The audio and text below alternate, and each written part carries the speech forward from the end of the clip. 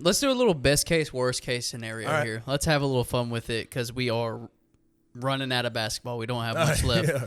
So this will be fun. So let's say, what's Memphis's best case scenario between SMU, Houston, and conference tournament? Best case scenario. Realistically, like, what do you think the best case scenario is?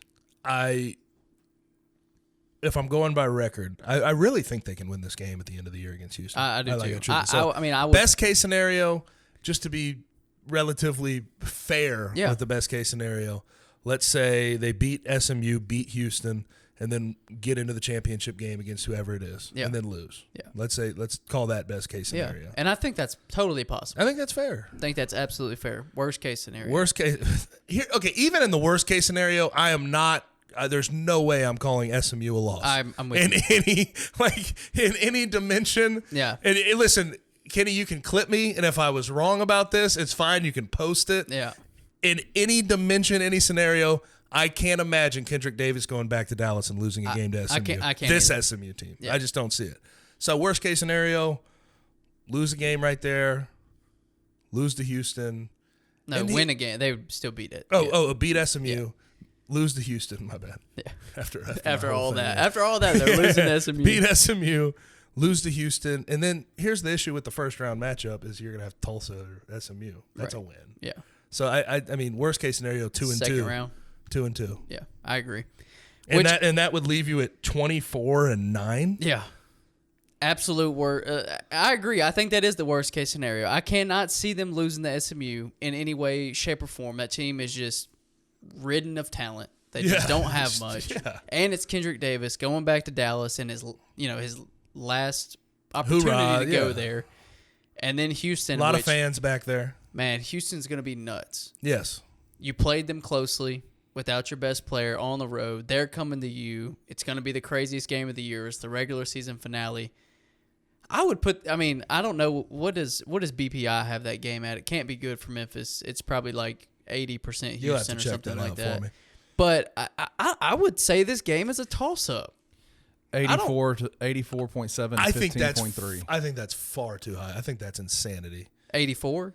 Or me saying it's a toss-up? 80? No. Not what you're saying. 84% chance for Houston to win that game in Memphis with probably the best crowd of the year. Yeah. The way Memphis is playing right now. And honestly, I think the other factor of this is you have Kendrick Davis, didn't get to play Houston the first time around. He's going to be hyped up and ready to go for that one.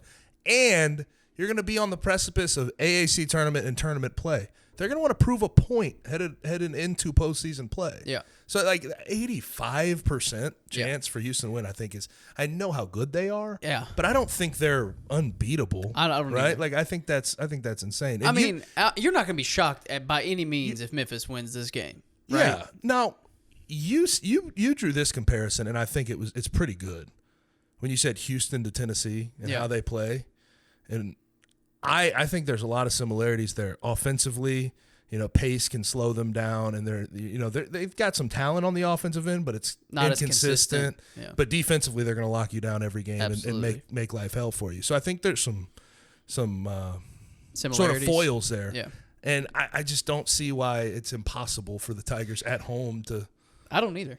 I will in no way, shape, or form be surprised if Memphis beats Houston on Sunday. Right. Not at all. No, neither will I. I just don't. I think I still think Memphis is a better team than they get credit for. I mean, since that UCF loss, you just mentioned this, they've won 10 of their last 12 games. Consistent as hell. And they lost to Tulane in overtime, a game they very easily could have won, and then they lose to Houston minus Kendrick Davis on the road. That's it. And that's since the double overtime loss against UCF, which is another game they very easily could have won. So we're looking at a team that legitimately could have won 13 of their last 14 games. Yeah. The two last losses other than Houston went to overtime. Yeah. They don't get enough credit for how consistent they are. They don't. Nationally, there are not a lot of teams that are able to do this in whatever damn conference they're in. Right. And so it is a big stretch. Obviously, beating Houston would be big for them because it would be their marquee win of the year. But they don't need it. I don't think it'll matter. They don't need it. Yeah. I think playing with house money is a good thing, though. Yeah. I think in the grand scheme of things, and how you can go out there and play with. game. Yeah, it's not like they're not gonna. I don't believe they're gonna be a situation in that Houston game as long as they beat SMU where it's like, oh, they've got to win this game to get in. No shot. So you can go out there and throw everything. And hell, Lenardi said he said it during the Wichita State game, right? He said if they go 2-2, he thinks they're. Yeah, but he came back on that. Yeah, of course he did.